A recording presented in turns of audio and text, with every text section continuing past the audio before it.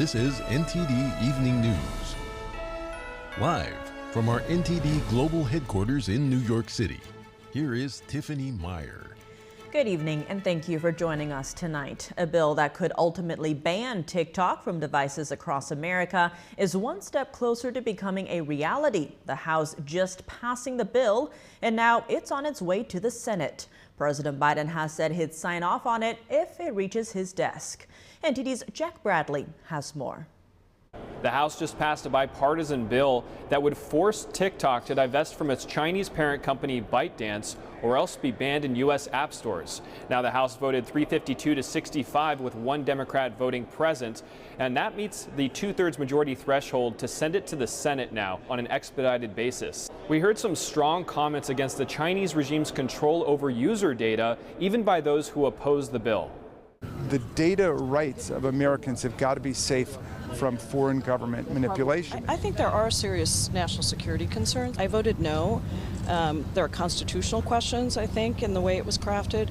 There are timeline questions. 180 days to sell a company this size is very difficult. We got a significant amount of information that they're clearly purposely playing with the data, playing with the content and targeting. For example, limiting speech when it comes to COVID, or limiting content with respect to Tiananmen Square or Hong Kong or Taiwan. I share the data privacy concerns. I share the data concerns, but I think to rush this the way it's been rushed, and I also think the fact that we're not taking into consideration the amount of users is enormous. The communists do not have a good, noble agenda for America, period. And TikTok is in the hands of the Chinese government. We just don't want it in the hands of an entity that is clearly antagonistic to the interest of this country and clearly has no moral grounding. Chinese law requires TikTok and other companies based in China to hand over user data to the regime. Now, since this bill came out, TikTok has been lobbying its 170 million users in the U.S. to contact their representatives and push back against this bill. Senate Majority Leader Chuck Schumer has not indicated how he'll vote. If the Senate passes this bill, President Biden has vowed to sign it. Reporting from Washington, D.C., Jack Bradley, NTD News. We have more updates on former President Trump's election case in Georgia. The judge overseeing the case has dropped several charges against Trump and a few of his co-defendants. Fulton County Judge Scott McAfee threw out 6 charges against Trump and his co-defendants.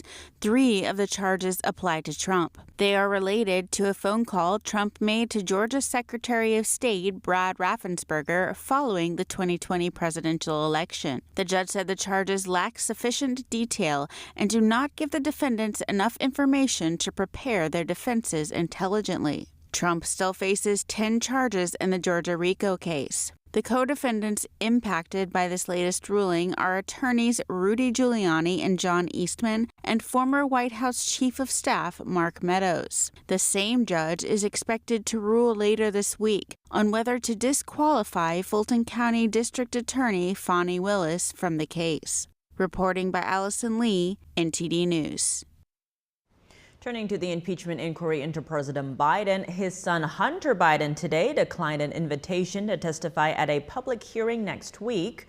His attorney wrote a letter to House Oversight Committee Chair James Comer saying Hunter is unable to attend due to a scheduling conflict with one of his ongoing criminal cases. His attorney blasted the planned public hearing, calling it, quote, a Hail Mary pass after the game has ended.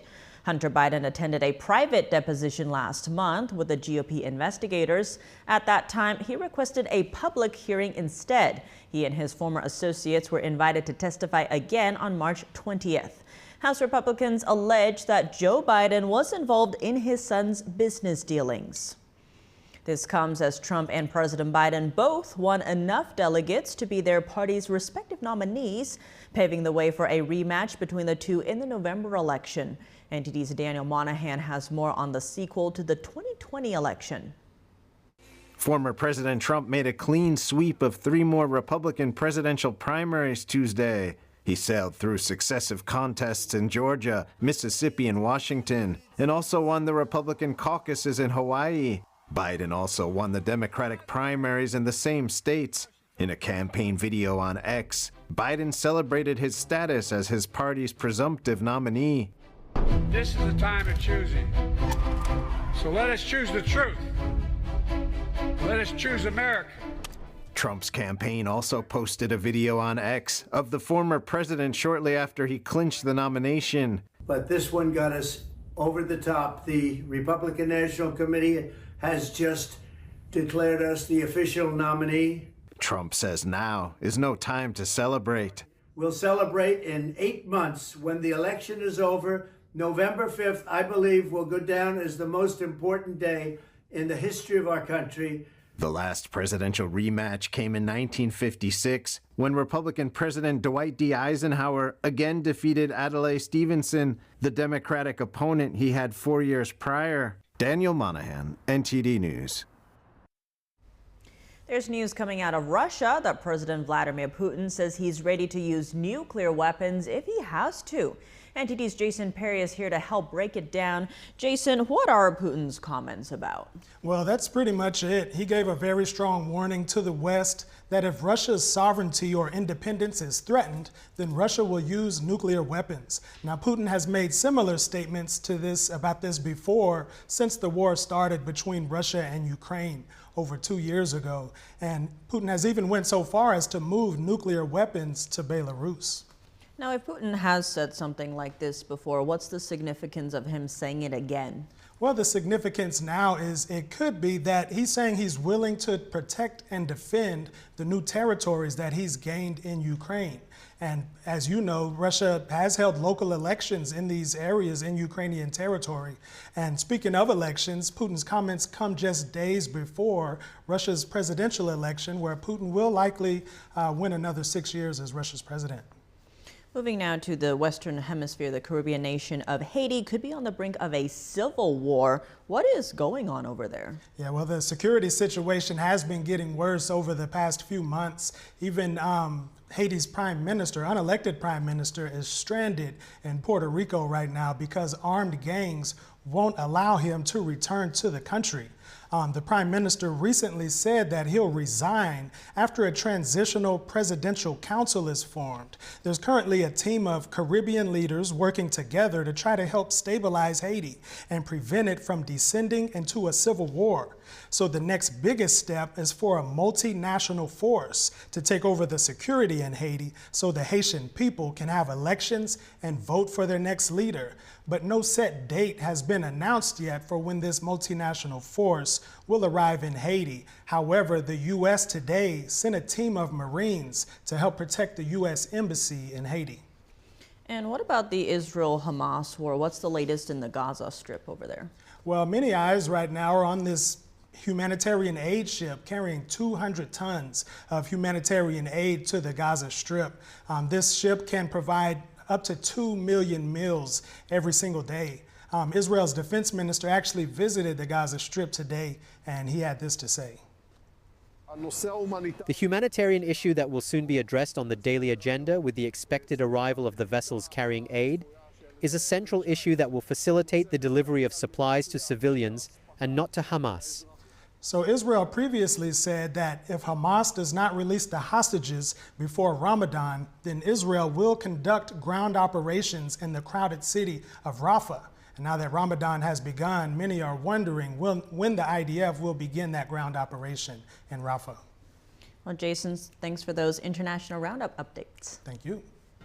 Welcome back. I'm Tiffany Meyer. The House Republican Conference is gathering in West Virginia for their annual policy retreat.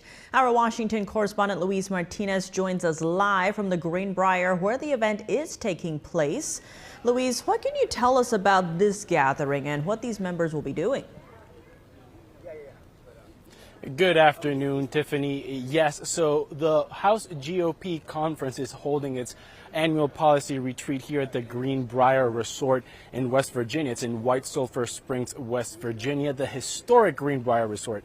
And why is it historic? Well, it has more than 100 years. It was built in 1913, Tiffany. And one of the most interesting things about this resort is that in 1962, the government built a fallout shelter in case of a nuclear war so that Congress could relocate. So I think it's interesting how we heard from your previous guest that Vladimir Putin's talking about tactical nuclear weapons, and here we are with House Republicans at a resort where it would be the backup location for Congress in case of a nuclear war. So, Tiffany, this GOP retreat will be for 3 days. Today's the first one. And earlier today, we heard Speaker Mike Johnson lay out the agenda for the next days. Back to you. And Luis, what can we expect from the House GOP Issues Conference this year? Well, first of all, Tiffany, I think we need to contextualize. We need to remember that the Republican congressmen voted on the TikTok bill earlier today and ran to their cars pretty much because it's a 4-hour drive here to West Virginia. It's also 1 week from Friday. House Republicans will have to vote in favor or against the second batch of 6 appropriation bills to fund government through fiscal year 2024. Speaker Mike Johnson earlier this evening spoke about a new strategy or how they're still working on the impeachment inquiry. Also, of course, there will be discussions about Bidenomics, Biden's failure in foreign policy issues. But Tiffany, it's really important also to note that it's expected that around 100 or less than 100 congressmen will show up. And that's a hard blow for Speaker Johnson, as it's almost half of the GOP conference not showing up to an event that is meant to promote unity within the party. Back to you, Tiffany. Louise, thanks for that update. And as we reported on earlier in the show, the House today passed a bill that would force TikTok to divest from its Chinese parent company or face a ban in the U.S. Joining us now to dive into that bill is Hans Manke, attorney and co-host of Truth Over News on Epic TV. Hans Manke, thank you so much for joining us. Great to have you back on the show. Thanks for having me. Now, the House has voted on the TikTok bill for its Chinese parent company ByteDance to divest it. Now, interestingly, we're seeing Donald Trump, Republican Congressman Thomas Massie, and also Elon Musk coming out against this bill. What's the misunderstanding, if you will, around this bill? Well, the way it's been portrayed, the bill is somehow a Trojan horse. You've seen that word kind of bandied about a lot, and it's a slippery slope. And this bill might be about TikTok, but the bill would then expand into banning all kinds of social media apps, giving the government control over all kinds of media apps, Twitter, Facebook, and so on. And while, you know, we can always talk about a slippery slope, that's fine. It's not in the bill. The bill is not a slippery slope. This bill is one of the most narrow bills I've ever seen. It is absolutely narrowly tailored to TikTok and ByteDance, and that's it. And people, for instance, talk about foreign countries, like what if it's from another foreign country, and can't the president then just decide we don't like that country or whatever? No. All the 4 foreign countries are named in the bill, and the 4 countries are China, North Korea, Russia, and Iran. And so if you want to add to that, you have to go back to Congress and go the legislative route. So I think the big misunderstanding is that this bill is not what its detractors say it is. It's a very, very narrow bill tailored to TikTok. Now, on that note, many are saying that Facebook, Google, etc. do the same things as TikTok when it comes to the information and the user data. But senior fellow at the Henry Jackson Society, Christopher Balding, is saying on Twitter or X, please stop comparing TikTok to Facebook, Google, Twitter. They are not remotely comparable. Speech is not the issue, adding you don't have to use it to be compromised. What do you make of what he said, but also what is the main difference here? Well, it's the level of nefariousness. So on Facebook, for instance, we all remember how any post about COVID origins and such wasn't allowed, and they take it down. Or the Hunter Biden laptop, everyone remembers that. So they'll poke around in what you can and cannot say. But TikTok is just all-encompassing. This is a Chinese Communist Party platform. They will just push their own views on across the board. So on Facebook and Twitter and so on, I mean, well, Twitter anyway is sort of, you can say whatever you want now, which, by the way, goes to show that if it's not controlled by the Chinese Communist Party, there is a path ahead. There's light at the end of the tunnel in some of these instances, whereas with Facebook, obviously, there is still a lot more censorship than, say, with Twitter. But again, I think Baldwin is right that it's much more narrow in terms of its focus. It's because the CDC said this or that. They want to shape the narrative in some way or the other. But TikTok is just all-encompassing. Many people point out that China doesn't even have TikTok. They have their own version called Douyin that has a very different algorithm. So then many question why TikTok is allowed to be in the U.S. in that case. What do you see as next for TikTok? Is the Senate going to vote the same as the House, in which case President Biden had said he will sign that into law, or is TikTok's fate still up in the air? I think it's still up in the air.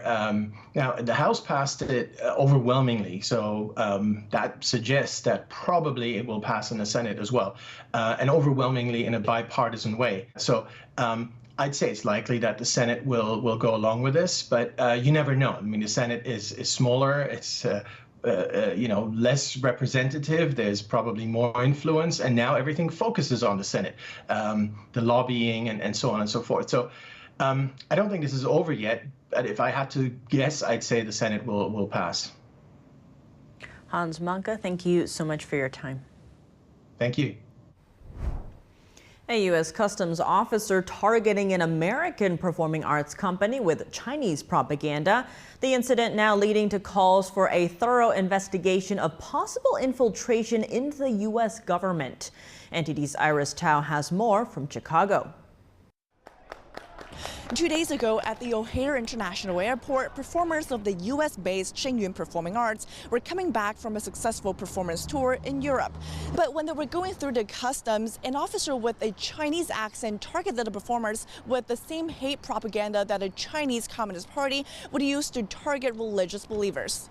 It just sounded like he was trying to put words into my mouth, like, are you being sponsored by Falun Gong? And so I just said, I don't think I have to answer that question because we escaped from China, but this feels like as if we were being talked to by Chinese government. This is the US, like, I'm coming home.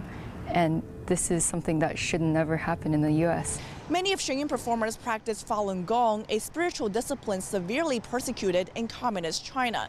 And the officer allegedly also told other officers that Shen Yun dancers were illegal because of their faith. That questioning came despite all of the performers holding either U.S. citizenship or legal visas. In a statement, a CBP spokesperson says CBP strictly prohibits profiling on the basis of race or religion, and that CBP does not tolerate actions that are inconsistent with our core values. And Congressman Babin, meanwhile, calling for a thorough investigation, saying in a statement that we should never allow the PRC, one of the most repressive countries on the planet, to have influence over our federal government. An immigration lawyer told NTD that the U.S. government needs to strengthen background checks of its officers. Because you can imagine lots of examples where the government of China would do well for itself to plant people within the U.S. government, asylum officers, USCIS officers, any position within the government. The Falun Gong is one group that certainly has been targeted over the years within the United States, and it's important for the U.S. government to be aware about that and to try to actively prevent such threats. Just last year, the FBI arrested 2 suspected Chinese agents and charged them with attempting to bribe a public official in the scheme targeting Falun Gong in the United States. Reporting in Chicago, Illinois, Iris Tao, NTD News. Securing the southern border, the border wall is hundreds of miles long, and at some spots it has some serious flaws. NTD's Ariane Pastar brings us more from California. At this specific spot right here, the border wall seems secure. I couldn't just jump from here to the other side.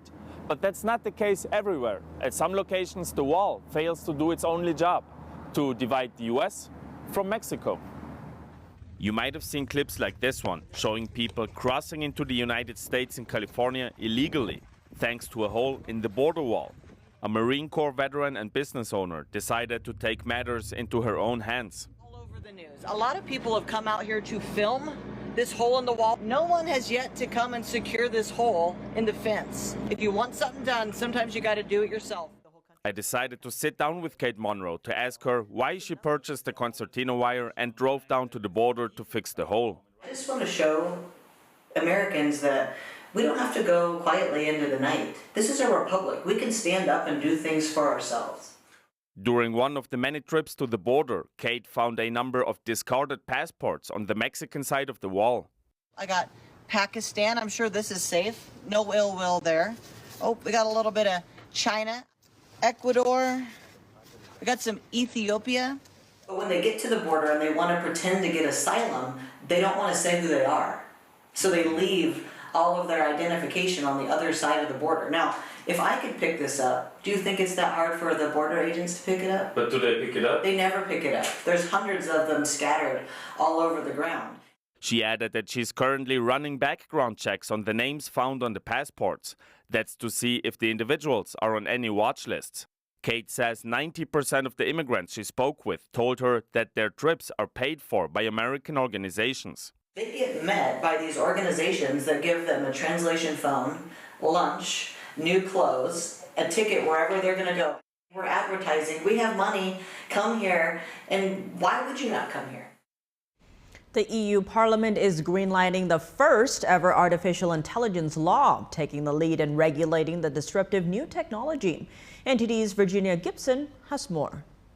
Vote is closed. And it is adopted. Congratulations on this seminal work. The European Parliament has approved the AI Act, the world's first law regulating artificial intelligence. It is going to be the technology that will be driving us into the future. And at the same time, clearly there are risks. The law's co-author, Dragos Tudorake, says AI's impact will intersect with individual rights and society's interests. He says the act deals with both. AI growth is surging. Many expect it to have a significant impact on society, stoking fears of job loss, privacy invasion, even the end of humanity. Key provisions of the act: it bans AI-powered social scoring systems. It bans programs that read emotions at school and at work. It requires all deepfakes to be labeled, and it will adapt to technological change. The act regulates based on risk levels. Higher risk means stricter rules. Critical infrastructure, education, the justice system are all high risk. Low-risk applications make up the vast majority of AI systems. These include AI video games and spam filters. There may be some slower progress given the necessary checks that have to take place, but it will be for the betterment of society. Daniel Christman is a co-founder at Cranium AI. He appreciates the EU's iterative approach. So this isn't something that's going to be published and then ever looked at again. They're establishing an AI office and an advisory board to really influence the further revisions for how the regulatory requirements can really meet the pace of innovation. Christman says organizations like his are closely following these events because the EU laws may influence laws in other places, such as the United States. Virginia Gibson, NTD News. Joining us now to discuss the judge's decision to dismiss the charges is David Gelman. He's a criminal defense attorney and former federal prosecutor. David Gelman, thank you so much for joining us. Great to have you back on the show. Thanks for having me. Now, in Trump's Georgia case, Judge Scott McAfee has dismissed 6 charges, but he's kept most of the sprawling indictment intact. Now, what does this mean for the case, specifically for Trump as he is seeking re-election? Does this help, hurt, or not change anything at all? It definitely helps Donald Trump in his case against the state of Georgia, or Georgia against Donald Trump, I should say. Number one, it's an embarrassment to the prosecutor's office. You know, I'm a former prosecutor, and when a judge dismisses an indictment or counts in an indictment, it shows that when the prosecutors are preparing the case and showing it to the grand jury, that they did shoddy work, that they did not take the time and put the effort in to actually do the job the right way. Because what the judge did in here, he literally said in his opinion that, look, you did the right thing, Fani Willis and company. You presented the case the right way. However, you did not have the exact detail in here, and you did not meet the exact elements to show that Donald Trump and his co-defendants did the actions that you're saying he did. So how can Donald Trump prepare for trial? So if I were them, I'd be crawling back with my, tail between my legs. To your point, legal analyst Jonathan Turley is saying something similar, saying that now if they try to secure a superseding indictment to correct the earlier mistakes, it will make it difficult to try the case before the election. Now, how could this change the timeline of this case, especially as Trump has now secured enough delegates to become the GOP nominee? Well, Jonathan Turley is correct. So in the event that the prosecutor's office does get a superseding indictment, which means they have to pretty much take that indictment, which they did, and correct it, meaning correct the deficiencies, which the judge pointed out they did incorrectly. They have to go to a grand jury, do it all over again, get another indictment, and then re-indict the president and all the co-defendants. And remember, that was, a fun experiment, which they did, and then have all these hearings again. That's going to be another circus. It's going to be months and months and months at a time. So they're not going to be able to do that before the November election. I mean, they're not going to be able to do anything for another year at least. So I don't know how they're going to do that if they want to go that route.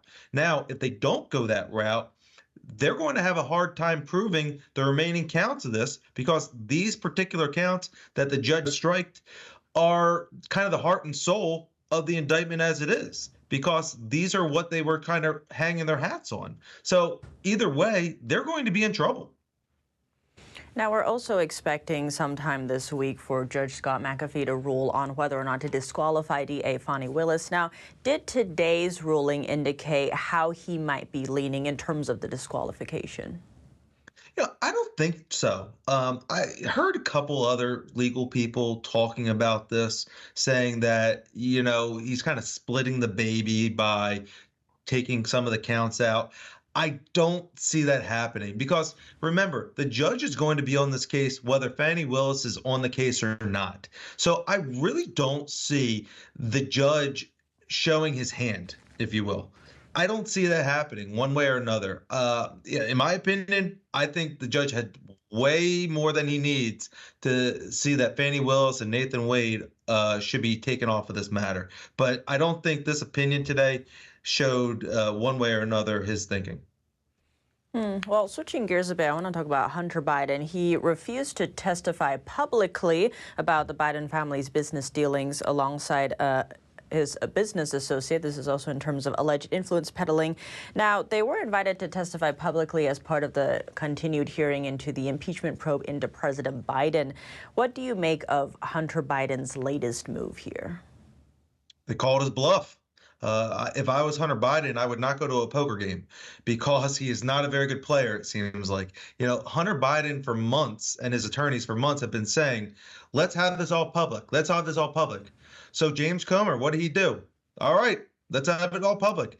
Tony Bobulinski, all your other business people, we have a date. Oh, wait a minute. We don't want to do that. That's what Hunter Biden's counsel is now saying. This is unfair. This is not going to work out for us. You can't have it both sides, guys. Where they're going to do what you want. They're making it public, and now you're saying no. Come on, you're making your client look bad in Hunter Biden. Hunter is making himself look bad by saying no, I don't want to do this, after repeatedly saying I want this to be public. It's a disgrace. Hunter, just either go do this publicly or just say flat out, I don't want to testify. And would this help President Biden's case, or is this just unrelated? Well, from yesterday and special counsel Hur, I think it already hurts President Biden's case, although the special counsel said that they are not going to be trying to prosecute him due to his age and inability to recall certain events. Will this hurt President Biden? It can't help him. Well, David Gelman, thank you so much for your time. Thanks for having me. Presidential candidate Robert F. Kennedy Jr. could be dipping into the sports world to find his running mate. The independent candidate has a current NFL star as well as a former professional wrestler on his short list. NTD's Dave Martin has more. Robert F. Kennedy Jr. said he's having conversations with NFL quarterback Aaron Rodgers, as well as former wrestling star Jesse Ventura, among others, to be his running mate in this year's presidential election. While Ventura has plenty of political experience, the 40-year-old Rodgers has instead played in the NFL for the last 19 years and is still under contract with the New York Jets for at least the next 2 seasons. Rodgers, despite winning 4 NFL MVP awards and leading the Green Bay Packers to a Super Bowl win, has become more well-known for his anti-vaccine stance in recent years. The NFL's active leader in numerous passing categories, Rodgers has even poked fun at fellow NFL star Travis Kelce, calling him Mr. Pfizer for partnering with the pharmaceutical giant in ads encouraging people to get their flu shots and COVID vaccines. Rodgers, who missed most of all of last season with an injury, even challenged Kelce to a debate about vaccine effectiveness, while saying Kelce can have Dr. Fauci with him, with Rodgers partnering with RFK Jr. Meanwhile, Ventura was a WWF star in the 70s and 80s, known as the Body. He shocked the political world when he was elected governor of Minnesota in 1998 as a member of the Reform Party, while changing his nickname to the Mind. Kennedy, a former Democrat, must choose a running mate sooner than Trump or Biden, as most states require independent candidates to do so before they can seek access to the ballot. This is Dave Martin for NTD News. Welcome back. I'm Tiffany Meyer. U.S. carriers warn of more jet delivery delays from Boeing as the impact from the plane maker's safety crisis worsens. This complicates their efforts to meet record travel demand. Here is NTD's Don Ma with today's business brief. First off, fewer planes will mean reduced capacity as Boeing's safety crisis is now hitting the bottom line for U.S. airlines. Now, U.S. carriers are cutting delivery expectations next year, and this will be complicating their efforts to meet record travel demand. Airlines are warning that their plans to increase capacity are in jeopardy because of more jet delivery delays from Boeing. The commercial manufacturer has been put under the microscope after a panel blew out mid-air in January, and the incident launched probes into the company's safety and quality standards. Now, airlines are expecting a significant drop in MAX deliveries. Boeing slashed the number of jets Southwest should expect this year from 79 to just 46, and United States as well also anticipating delays from Boeing. Moving on, inflation continues to put pressure on small business owners in the United States, and their optimism fell to its lowest in 9 months. The National Federation of Independent Business Sentiment Index dropped about 0.5 point from last month. And on the rise, though, is the number of owners who consider inflation to be their most pressing problem. In their newest report, inflation is the top concern for many small business owners. And small businesses have felt the punch of higher costs and tighter credit conditions. In fact, the share of owners who expect better business conditions in 6 months also dropped 1 point. A California lawmaker wants to ban schools from serving foods with synthetic food dyes that have been linked to cancer, hyperactivity, and behavioral issues in children. The bill introduced Tuesday is considered to be the first in the nation. NTD's Christina Corona has more on the story.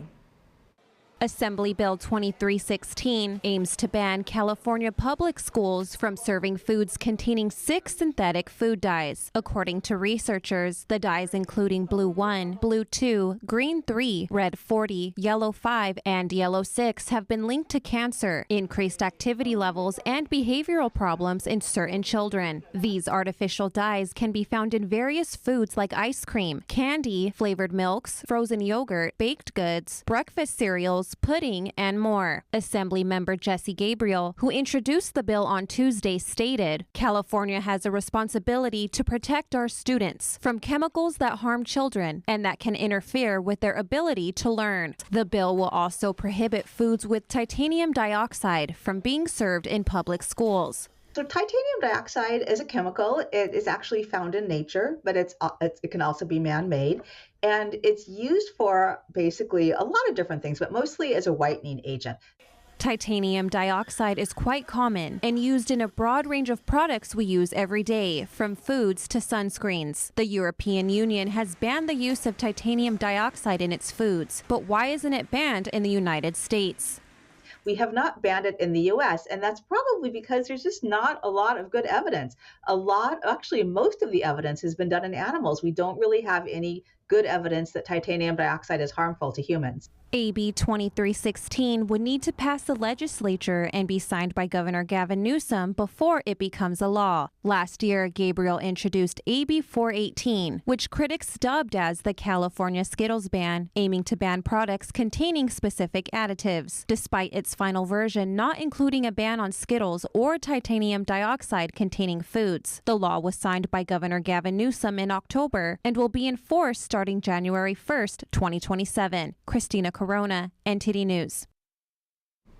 Give me pizza or give me death. That's what one disgruntled New Yorker shouted as he lobbed pizza slices at City Hall in Manhattan last summer. He was protesting a proposed law that would cost some pizzerias big. Now that law has just been approved to take effect. NTD's Chris Spears has more. New York City lawmakers approved a law that forces wood or coal oven pizza shops and bakeries to install smoke filtration systems. The goal is to reduce emissions and appease the neighbors of these shops who sometimes complain about smoke from the ovens. Paul Giannoni, owner of Paulie G's wood-fired pizza, weighs in. It's a big expense, and you're talking about 100 to 130 ovens in all of New York City that need to do this. And, I think that what it's going to do, it's going to discourage people from opening up the type of pizzeria we have, which I think is a shame because, it's a very romantic kind of way to cook pizza. The law taking effect next month will make establishments cut emissions by 75%. If they can't, they would have to submit an assessment and explain how they can cut emissions by at least 25%. Paulie G spent $20,000 to install a filter on his oven in 2020. He estimates with inflation that cost could now be $25,000. Somebody who's not making money, $25,000 is a lot of money, right? And, since the pandemic, there are a lot of places that are not doing nearly as well as they used to. Their food costs have gone up, their labor costs have gone up, people aren't going out as much, and it could really hurt them. New York City Councilman Justin Brannan has proposed tax breaks for the estimated 130 pizzerias and bakeries this law would apply to. This is Chris Spears reporting for NTD News in New York City. Hundreds of used buggies lined up for an auction last weekend at the Gordonville Mud Sale. The local Amish tradition dates to the 1960s. NTD's Andrew Thomas has more on the event. Hundreds of used buggies, horses not included, were lined up and ready for the auctioneer's gavel last weekend at the Gordonville Mud Sale. But they don't sell mud.